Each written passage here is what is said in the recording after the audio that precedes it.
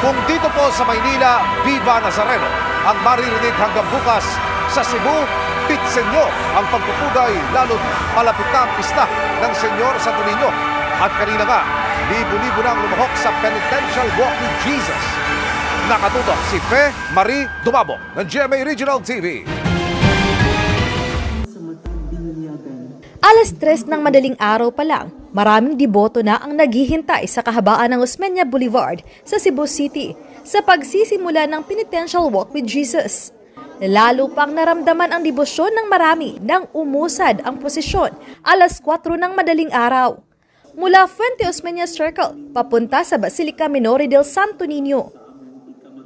Gini kada tuig jud ko mo kuyog. Mga 20 tuig na? Mga anak jud. Walang bata. Kasi magpadalangin ni mo prayers. Kanang kuan, maing lawas, mahimsog akong pamilya, tanan-tanan. Nagro-rosaryo ang mga deboto habang nagpuprosesyon. Bit-bit ang kani-kanilang imahin ng Batang Jesus at sinindihang kandila. Ang iba naman, binihisan ng kanilang anak ng damit na tulad ng sa Santo Niño.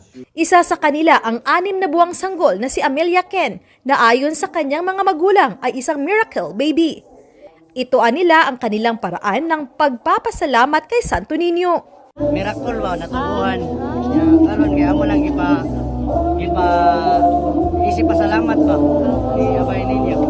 Pasado alas 5 ng umaga nang dumating ang imahe ng Santo Niño sakay ng karosa sa Basilica Minore del Santo Niño.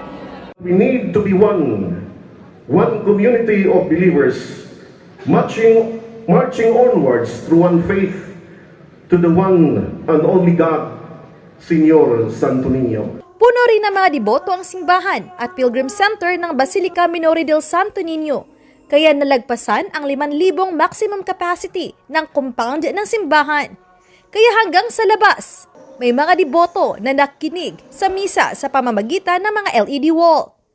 Libo-libong pulis, bumbero, sundalo, iba pang uniformed personnel at mga force multiplier ang nagbantay para tiyakin ang seguridad.